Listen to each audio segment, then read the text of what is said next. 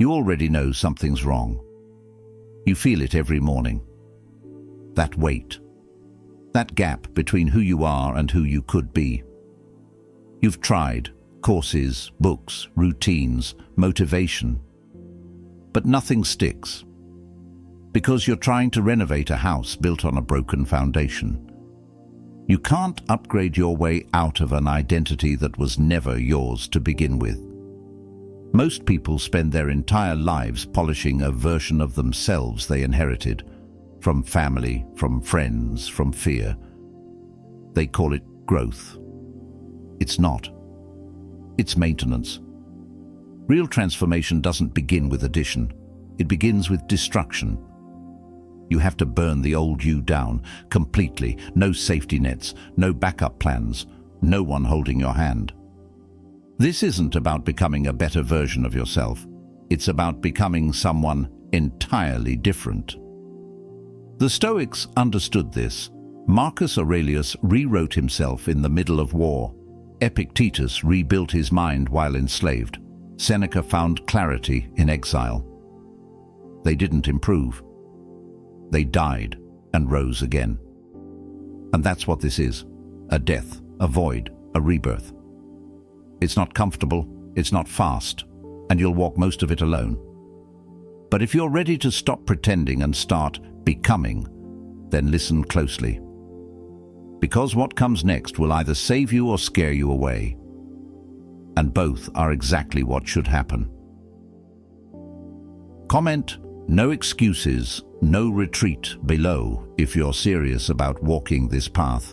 Make it public, make it real. Let's start with the truth nobody wants to hear. The person you are right now is probably your biggest problem. Not your circumstances, not your job, not your relationships, you. And I don't mean that harshly, I mean it clearly. Because the version of you that exists today was built under conditions that no longer serve you. You were shaped by people who didn't know better, environments that rewarded comfort over courage, and a culture that taught you to fit in instead of stand apart. You absorbed their beliefs, their fears, their limitations, and over time you started calling those things you. But they're not. They're just patterns. And patterns can be broken. Here's what Marcus Aurelius wrote in his private journal, alone on a battlefield. You have power over your mind, not outside events.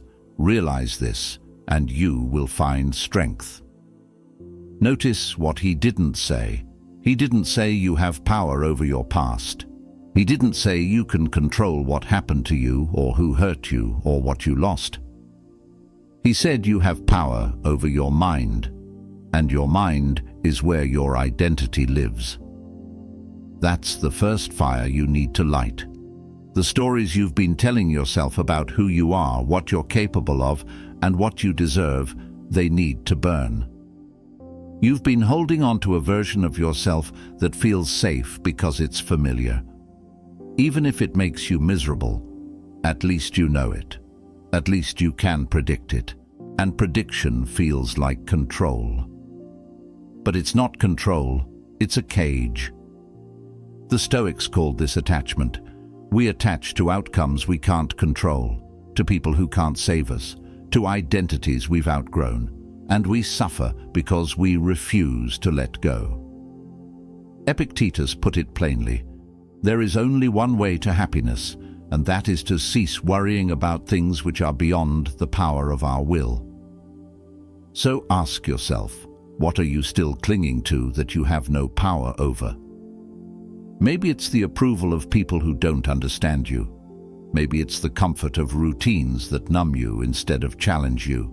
Maybe it's the belief that you're too old, too damaged, too late to start over. Whatever it is, it has to go. Not eventually, not when you feel ready, now. Because here's the paradox, you'll never feel ready to let go of the old you. That version of you will fight for survival. It'll give you every excuse, every rationalization, every fear-based reason to stay small. And if you listen, you'll stay stuck. The burning isn't a single moment, it's a decision you make over and over again. It's waking up and choosing discomfort over distraction. It's walking away from people who pull you backward. It's deleting the apps, ending the conversations, and closing the doors that keep you tethered to a life you've already outgrown. Seneca warned about this. He said, "Associate with people who are likely to improve you. Not people who keep you comfortable, not people who validate your excuses, people who improve you." And sometimes that means walking away from everyone. Let me be direct. If the 5 people you spend the most time with aren't challenging you, inspiring you, or holding you to a higher standard, then they're anchoring you to mediocrity. And you need to leave. Not because they're bad people, but because you're trying to become someone they'll never understand. That's the hardest part of the burning. It's not just habits and distractions. It's people, relationships, history, shared memories. But if those connections are built around the old you, they'll resist the new you, and you'll have to choose. Most people choose familiarity. They choose to be liked over being free. They choose to fit in over standing alone. And they stay stuck. You can't do that anymore. Because transformation isn't about addition, it's about subtraction. It's stripping away everything that isn't truly you until all that's left is the raw, unfiltered core. And that core, it's stronger than you think. Marcus Aurelius wrote, "Waste no more time arguing about what a good man should be. Be one." Stop debating, stop planning, stop waiting for permission. Burn the bridges, burn the excuses, burn the old identity, and walk into the fire with your eyes open. After the burning comes the void. This is the part nobody warns you about. The silence, the emptiness, the terrifying realization that you're standing alone in a space where nothing is familiar and no one is coming to save you. This is where most people turn back. They panic. They reach for their phone. They text the ex. They rejoin the group chat. They fill the silence with noise because silence forces you to confront yourself. And most people aren't ready for that. But you have to be. Because solitude isn't the enemy, it's the forge. It's where transformation actually happens. Not in the motivational video, not in the crowded gym, not in the group that cheers you on while secretly hoping you stay at their level. Solitude is where you meet the real you, the one beneath the performance, beneath the mask, beneath the version you present to the world because you think that's what people want to see. And here's the truth, that real you is probably uncomfortable, probably messy, probably carrying wounds you've been ignoring for years. But it's also powerful, and you'll never access that power until you're willing to sit alone with yourself and listen. Epictetus understood this. He was born a slave, physically disabled, owned by another human being, and yet he became one of the greatest philosophers in history. How? He mastered himself. He wrote, "No man is free who is not master of himself." Think about that. He had no control over his body, no control over his circumstances, but he had total control over his mind. And that was enough. That's what solitude teaches you. When you strip away the distractions, the validation, the constant input from the outside world, you're forced to go inward. And inward is where your freedom lives. But let's be honest, solitude feels like loneliness at first. There's a difference, though. Loneliness is the ache of wanting connection you don't have. Solitude is the choice to be alone because you know that's where the work happens. Loneliness is reactive. Solitude is intentional. And if you're serious about rebuilding yourself, solitude is non-negotiable. You need space, Space to think, space to feel, space to unlearn the lies you've been telling yourself and rewrite the narrative. You can't do that in a crowded room. You can't do that while trying to please people who still see you as the person you used to be. This is why outgrowing people is so painful, and why it's so necessary. There are people in your life right now who love the old you. Not because they're bad people, but because the old you made them feel safe. The old you didn't challenge them. The old you stayed small, so they didn't have to confront their own stagnation. And when you start to change, they'll resist. They'll call it selfish. They'll say you've changed, and they'll mean it as an insult. They'll try to pull you back into the patterns and conversations and dynamics that keep everyone stuck. And you'll have to walk away. Not with anger, not with bitterness, but with clarity. Seneca wrote, "It is not the man who has too little, but the man who craves more that is poor." You're not poor because you walk alone. You're poor if you stay in relationships that drain you just to avoid the discomfort of solitude. So you let go. You outgrow. You break the emotional cycles that kept you repeating the same patterns with different people. And yes, it hurts. It hurts to watch people you care about stay in the same place while you move forward. It hurts to realize that some relationships were built on a version of you that no longer exists. But that pain is the price of freedom. And here's what nobody tells you. The void gets easier. At first, you'll panic. You'll question everything. You'll wonder if you made a mistake. You'll be tempted to go back. But if you stay in the void long enough, something shifts. You start to enjoy the silence. You start to trust yourself. You start to realize that you don't need constant validation or approval or company to feel whole. You start to become self-sufficient. And that's when the real power kicks in. The Stoics practiced voluntary discomfort for this exact reason. They deliberately put themselves in difficult situations, fasting, cold exposure, sleeping on the floor, not because they were masochists, but because they understood that discomfort builds resilience. Marcus Aurelius wrote, "The impediment to action advances action.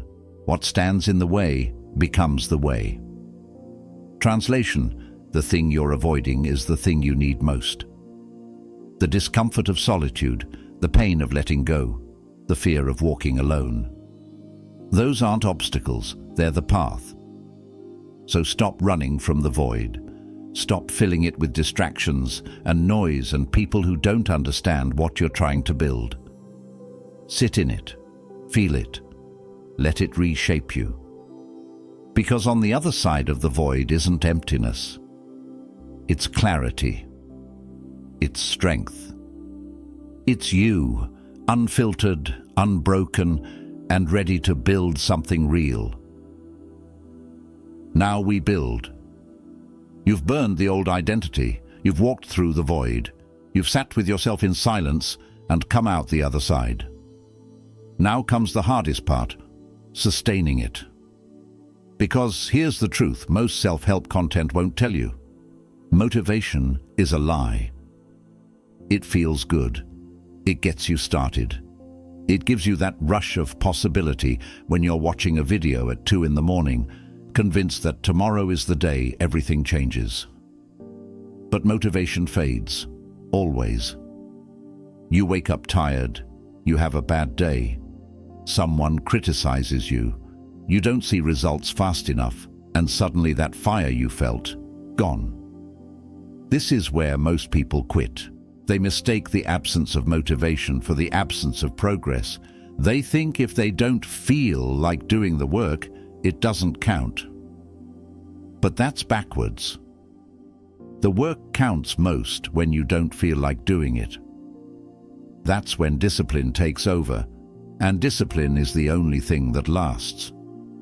Epictetus said it clearly: first say to yourself what you would be, and then do what you have to do.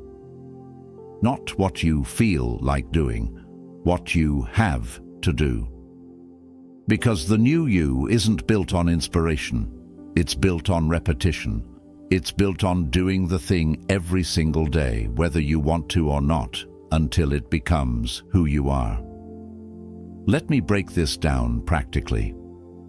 You need routines, not flexible, feel-good routines that you follow when it's convenient. Unshakable routines, non-negotiable systems that operate independently of how you feel. The Stoics practiced this religiously. Marcus Aurelius had a daily journaling practice. Seneca reflected on his actions every evening. Epictetus taught his students to examine their thoughts and reactions constantly.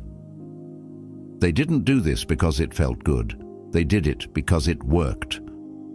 Repetition programs the mind. Every time you choose discipline over comfort, you're reinforcing a new neural pathway. You're training your brain to default to strength instead of weakness.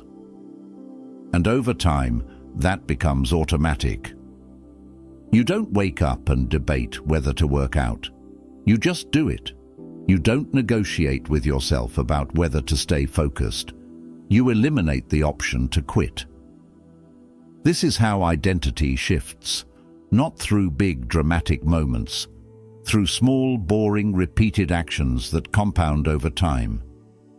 James Clear didn't invent this idea, but he articulated it well.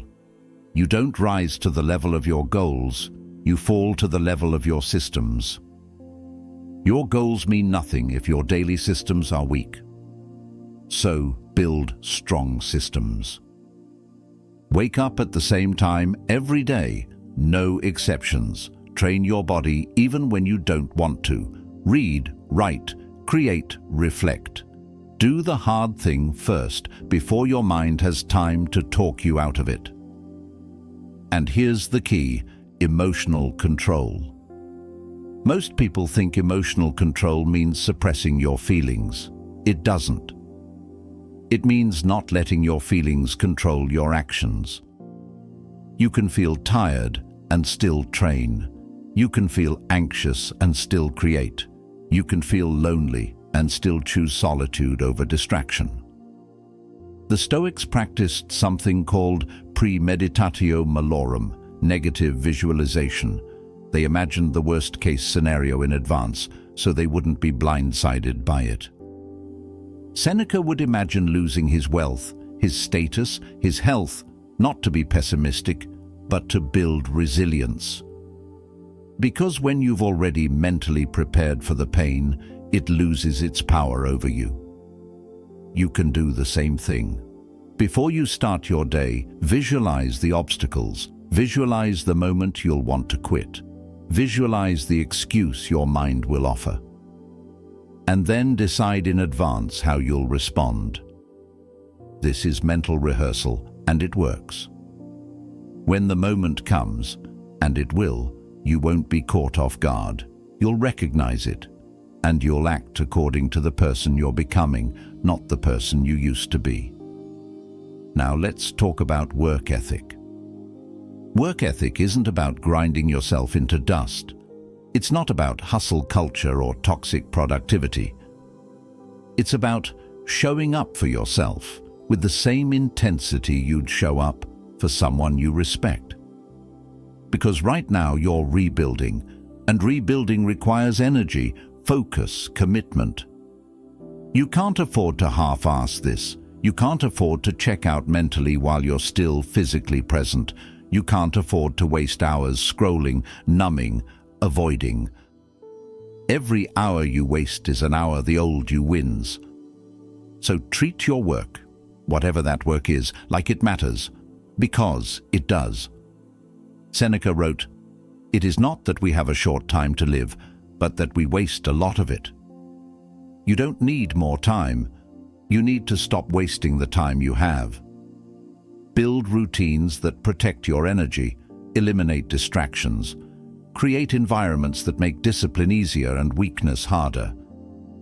And most importantly, turn pain into power. Every moment of discomfort is data. Every failure is feedback. Every setback is a test of whether you're serious. The old you would have quit by now. The new you doesn't even consider it. Marcus Aurelius said, "The impediment to action advances action. What stands in the way becomes the way." Stop seeing obstacles as reasons to quit. See them as confirmation that you're on the right path. Because easy paths don't build strong people. Hard paths do. So embrace the grind, embrace the repetition, embrace the days when nobody's watching and nothing feels exciting. Those are the days that count most. So here you are. You've destroyed the old you. You've walked alone through the void. You've built discipline into your bones and made discomfort your teacher. And somewhere along the way, without even noticing, you became someone different. Not better, different. You don't need validation the way you used to. You don't panic in silence anymore. You don't reach for distractions when life gets hard. You've learned to sit with yourself, to trust yourself, to rely on yourself. That's the rising. But let me be clear about something. This isn't a destination. You don't arrive at a finish line and declare yourself rebuilt.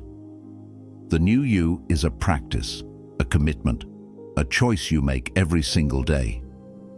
Because the old you, it's still there, waiting, whispering, offering you the comfort of regression whenever things get difficult.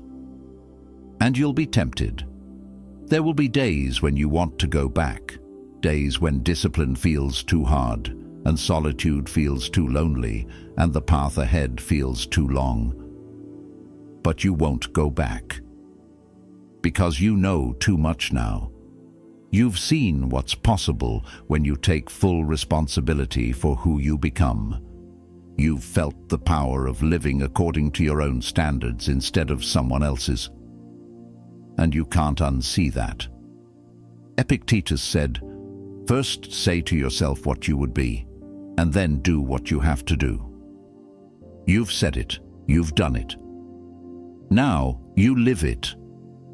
The clarity you've earned in solitude becomes the foundation for everything you build next.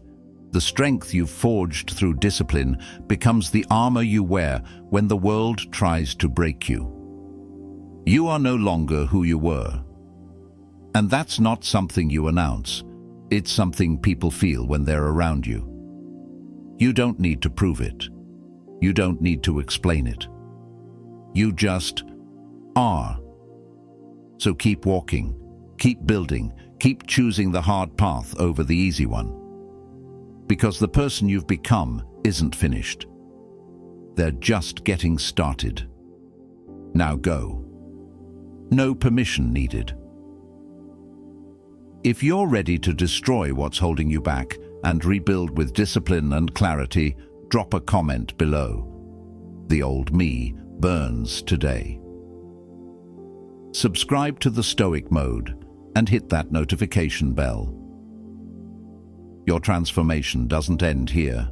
It accelerates. Thank you for walking this path. Stay relentless.